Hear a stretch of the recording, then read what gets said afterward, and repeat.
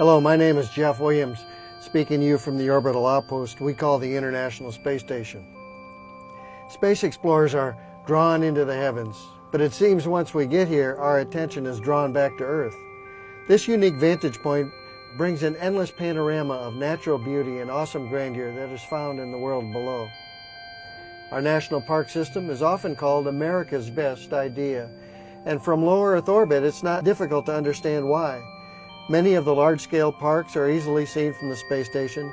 Their rugged beauty and unspoiled terrains reveal a geographical landscape as diverse as America itself.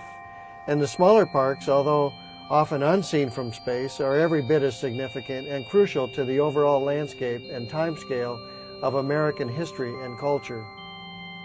My affection for the national parks began when I was a child.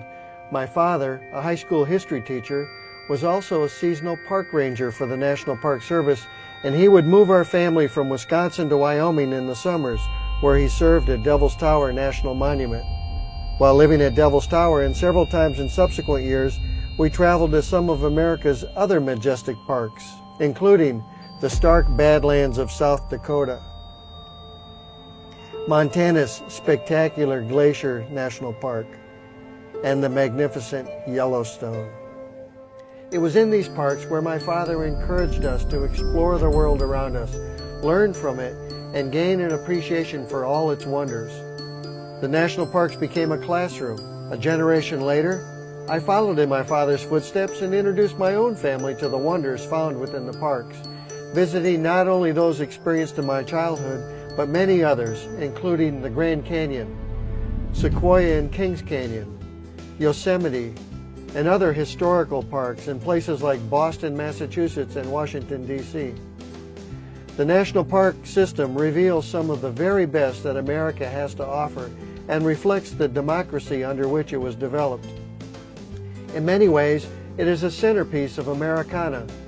From its inception over 100 years ago, the National Park Service has grown from one park, poorly funded and threatened by other interests, to a vast system of protected national parks, monuments, seashores, wildlife preserves, recreational areas, and historical sites spanning over 84 million acres. The first park, Yellowstone, was in fact the very first of its kind in the world, a national park established exclusively for the benefit and enjoyment of the people. From low Earth orbit, I've had the unique opportunity to observe and extensively photograph a number of the visually prominent parks. Denali National Park, which cradles its namesake, the High One, also known as Mount McKinley, at over 20,000 feet, a mountain so high that it creates its own weather system. Overwhelming in scope and beauty, the Grand Canyon exposes a majestic gash into the earth up to 18 miles wide, a mile deep, and an incredible 277 miles long. The Grand Teton National Park provides us with one of the most striking mountain ranges in the world, rising above the valley of Jackson Hole. The National Mall in Washington, D.C., and its own spectrum of unique sites and memorials, gives preservation to our culture and the history of our great nation. The enormous Wrangell St. Elias National Park, which includes 9 of the 16 highest peaks in the United States, where glaciers and volcanoes lie side by side across a 13 million acre landscape, and rivers of ice flow into the Gulf of Alaska. Hawaii Volcanoes National Park, where active volcanoes produce rivers of molten lava, and ecosystems range from fertile tropical forests to barren deserts. Death Valley National Park, one of the lowest, driest, and hottest places on Earth, with a surprising beauty and grandeur of its own. Crater Lake National Park, featuring a distinctive lake formed in a collapsed volcano. At approximately 2,000 feet deep, Crater Lake is the deepest lake in the United States, with arguably some of the most pristine water found on Earth. As a young boy, I traveled with my father to Isle Royale National Park, containing the largest island in Lake Superior. My memories of that trip include the presence of moose, wolves, and large lake trout off the pier.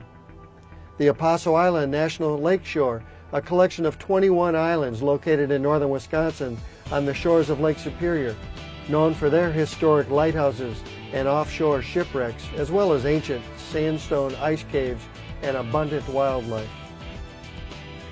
The National Park System is truly one of America's greatest ideas. These unique and diverse parks, monuments, and historical and cultural sites have made a tremendous impact on my life, as well as the lives of my family and millions of people across the globe. Their contributions to America cannot be overstated. They provide a source of recreation, relaxation, education, and inspiration to countless of individuals. They also preserve and protect America's most beautiful natural landscapes and cultural history. As an astronaut, one of my favorite efforts supported by the National Park Service is the Night Skies Initiative, which focuses on preserving areas within the national parks that are devoid of artificial light, so that people may appreciate and learn about the miraculous cosmos surrounding us. As John Muir once said, the clearest way into the universe is through a forest wilderness. On the centennial anniversary of our National Park Service, I would like to take this opportunity to congratulate those who serve in it, as well as those who support it and enjoy its benefits, and express my sincere appreciation for educating and inspiring this and every generation. Your stewardship is preserving a critical and integral part of America and American culture. And I encourage all present and future explorers to take this incredible opportunity that is available to you and your families to find your park, explore your park, and most importantly, to support your park for the next 100 years and beyond.